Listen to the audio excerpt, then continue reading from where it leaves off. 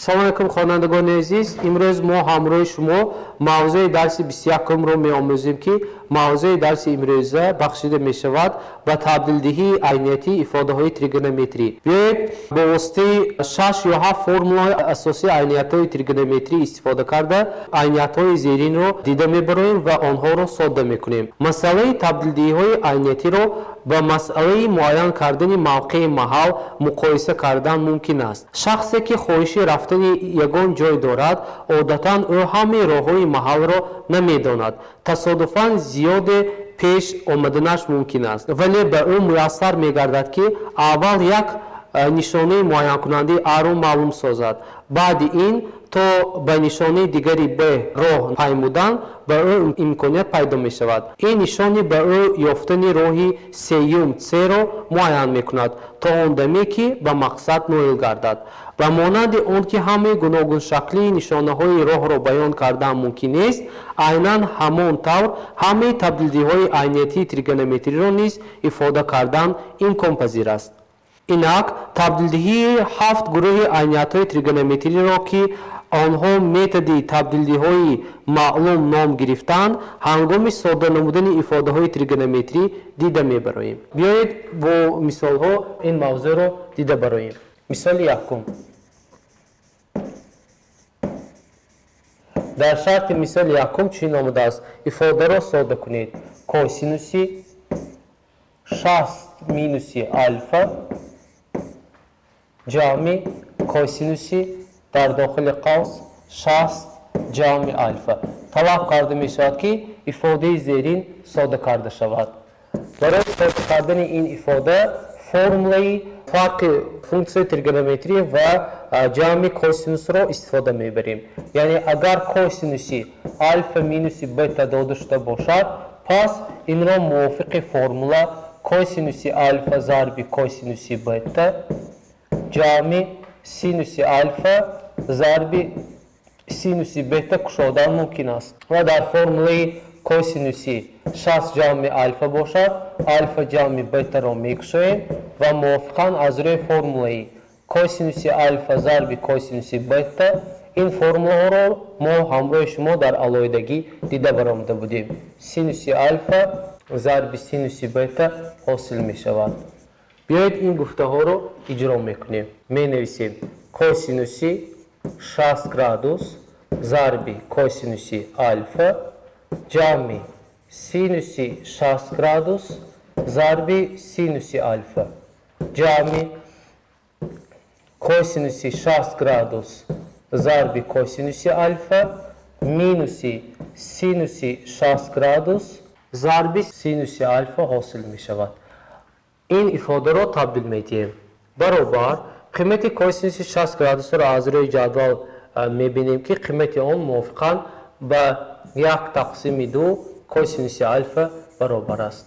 ҷамъи синуси 60 бошад реши квадрати аз 3 тақсими 2 зарби синуси альфа ҷамъи 1 тақсими 2 зарби косинуси альфа ва минуси реши квадрати аз 3 тақсими 2 зарби синуси альфа ҳосил мешавад ки ин баробар аст ба ифодаҳои азбаски дар ин ҷо ифодаи 1 тақсими 2 косинуси альфа 1 тақсими 2 косинуси альфа монанд мебошад, пас 2 зарби 1 тақсими 2 косинуси альфа ҳосил мешавад.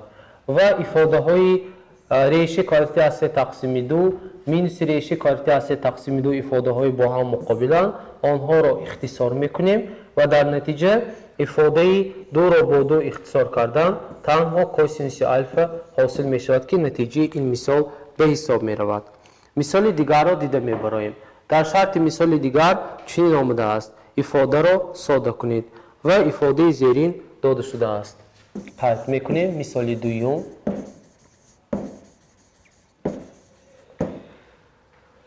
як ҷамъи синуси 2 альфа тақсими дар махраҷ бошад синуси альфа ҷамъи косинуси альфа дар дараҷаи 2. талаб карда мешавад ки ифодаи зеринро табдил диҳем.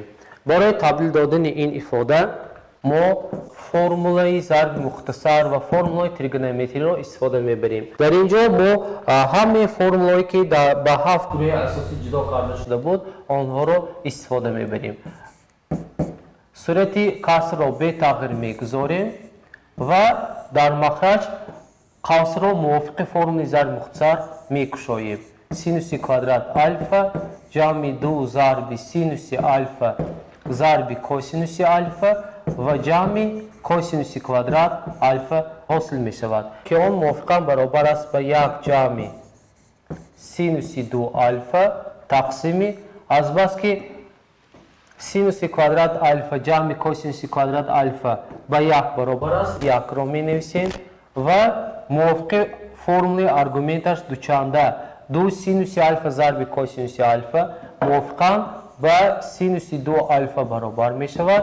از بس که در صورت و در مخرج افاده های یک خلاف حاصل شدن پس نتیجه این افاده به عدد 1 برابر می شود که نتیجه مثال دوم به عدد 1 برابر شد. مثال سوم را دیده می براییم. در شرط مثال سوم چنین آمده است افاده را به نمود حاصل ضرب نویسید. مثال سوم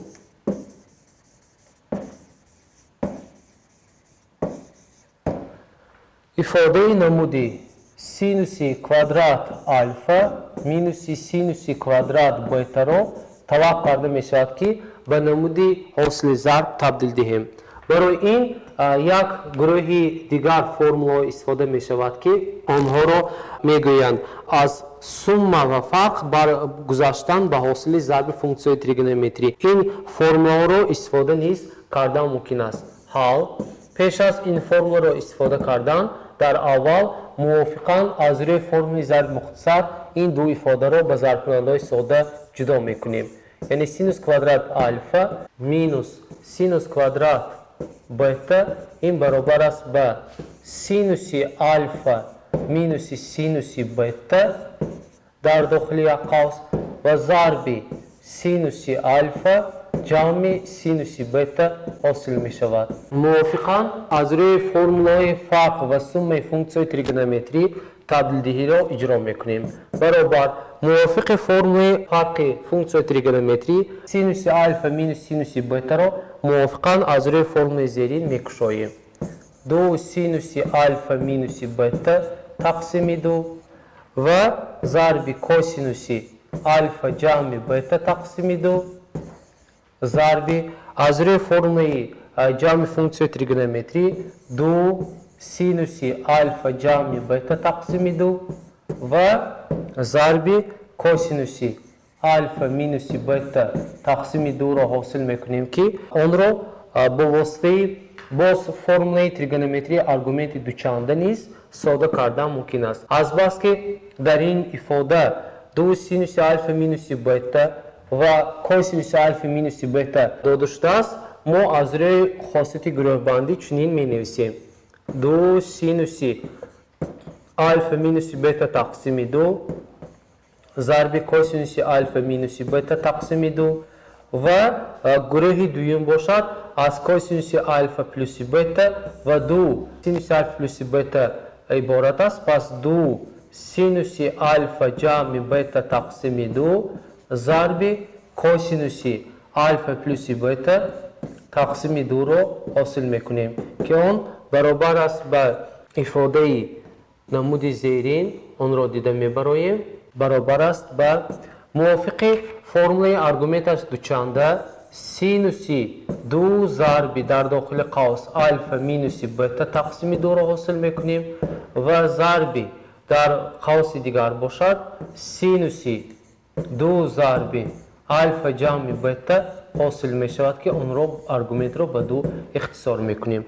پس در نتیجه هنگام اختصار کردن کوفیسینت های مانند یعنی 2 با 2 افاده اختصار کردن الفا مینوس بیتا از سینوس ضرب سینوس الفا پلس بیتا حاصل می شود که این جواب مثال طلب کرده شده ما به حساب می رود. بیایید مثال دیگر را دیده برایم. مثال چهارم را دیده می برایم. در شرط مثال چهارم چنین آمده است طلب کرده می شود که افاده زیرین ساده کرده شود. آن را قید می کنیم.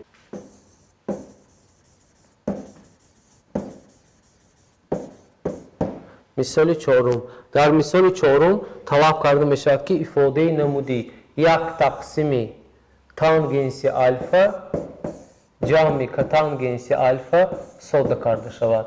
برای ساده کردن این ifade ما عینیتی یکم اولی تریگونومتری رو استفاده کرده حساب میکنیم.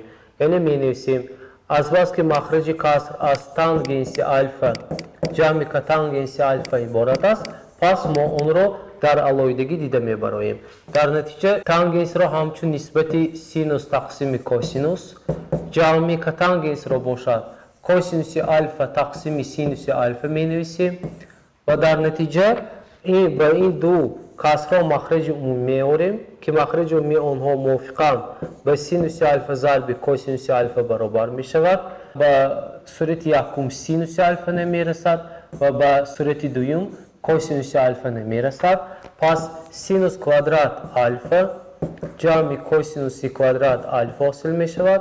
هنگامی سینوس کوادرات الفا را با کوسینوس کوادرات الفا جمع کنیم یک حاصل می شود.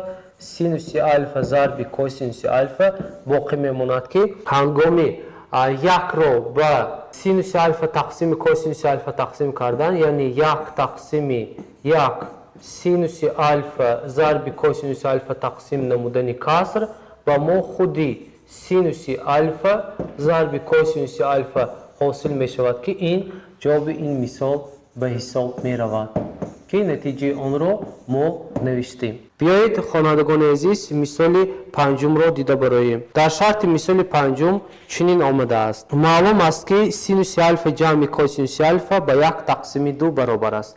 مثال پنجم می نویسیم. مثال پنجم معلوم است که سینوس الفا جمع کوسینوس الفا برابر یک تقسیم دو است. پس طلب کرده می شود که قیمت ifade سینوس کوب الفا جمع کوسینوس کوب الفا یافته شود. برای یافتن قیمت عددی سینوس کوب الفا جمع کوسینوس کوب الفا ما در اول باید تبدیلی زیرین رو استفاده بریم. یعنی در این شرط مثال گفته می شود که اگر سوم سینوس الفا جمع کوسینوس الفا به یک تقسیم دو برابر شود، پس قیمت ifade سینوس کوب الفا جمع کوسینوس کوب الفا به چی برابر می شود باید یافتن لازم است. یکم در اول سینوس کوب الفا جمع کوسینوس کوب الفا رو موافق فرمول ضرب مختصری که جمع رو سوم کوب ها با ضرب‌کننده ساده جدا میکنیم. یعنی می نویسیم سینوس الفا جمع کوسینوس الفا موافق فرمول ضرب مختصر ضرب سینوس کوادرات الفا مینوس سینوس الفا ضرب کوسینوس الفا و جمع کوسینوس کوادرات الفا حاصل می شود. از اینجا برابر ضربشنده یکم سینوس الفا جمع کوسینوس الفا بوده که به جای این قیمت ما یک تقسیم دو رو گذاشته می توانیم. ضرب در قوس دوم باشد سینوس کوادرات الفا جمع کوسینوس کوادرات الفا به یک برابر است. پس مینوس سینوس الفا ضرب کوسینوس الفا حاصل می شود. از بس که در این برابری به ما لازم است سینوس الفا ضرب کوسینوس الفا، لیکن در این جای ندارد، پس از ifade اولی داده شده سینوس الفا جمع کوسینوس الفا هنگامی هر دو طرفی برابری را به کوادرات برداشتن ما حاصل ضرب سینوس الفا ضرب کوسینوس الفا را حاصل میکنیم. یعنی می نویسیم سینوس الفا جمع کوسینوس الفا این را به درجه دو می برداریم برابر یک تقسیم دو در درجه دو. هنگامی دو طرفی برابری را به کوادرات برداشتن حاصل میکنیم. موافق فرمول ضرب مختصر سینوس کوادرات الفا جمع دو سینوس الفا ضرب کوسینوس الفا و جمع کوسینوس کوادرات الفا برابر یک تقسیم 4 حاصل میشد. در نتیجه سینوس کوادرات الفا با کوسینوس کوادرات الفا یک را میدهد. جمع دو سینوس الفا ضرب کوسینوس الفا این به عدد 0.125 برابر است. ساده کنی را استفاده برده حاصل میکنیم. پس می نویسیم از اینجا دو ضرب سینوس الفا کوسینوس الفا این برابر است به 0.25 مینوس 1 یا اینکه 2 سینوس الفا ضرب کوسینوس الفا برابر مینوس 0.75 را میدهد. هنگامی سینوس الفا ضرب کوسینوس الفا را یابیم این برابر است به مینوس 0.75 تقسیم 2 حاصل می شود که در نتیجه سینوس الفا ضرب کوسینوس الفا را هنگامی یافتن مینوس 0.75 را به عدد 2 تقسیم کنیم این به مینوس 3 تقسیم 8 برابر می شود که به نمود کسری می نویسیم. الان خوانندگان عزیز قیمت مینوس 3 تقسیم 8 را به جای سینوس الفا ضرب کوسینوس الفا می گذاریم و در اینجا برابری را دوام می دهیم. در پایان قید می کنیم در اینجا برابر به جای سینوس الفا جمع کوسینوس الفا موافقا 1 تقسیم 2 را می گذاریم ضرب 1 سینوس الفا ضرب کوسینوس الفا به مینوس 3 تقسیم 8 برابر است پس 3 تقسیم 8 حاصل می شود یا اینکه به 1 تقسیم 2 ضرب به مخرج عمومی آنها را می آوریم 8 و 1 را به 3 تقسیم 8 جمع کنیم به 11 تقسیم 8 برابر شده قیمت عددی آن به 11 تقسیم 16 برابر است که این جواب این مسئله به حساب می رود. خوانندگان عزیز برای مستحکم کردن موضوع امروزه به شما یک چند مثال و مسئله ها پیشنهاد کرده می شود که آنها را باید در وقت خالی اجرا کرد. با همین موضوع امروزی ما به انجام رسید. خیر تا درس آینده موفق باشه.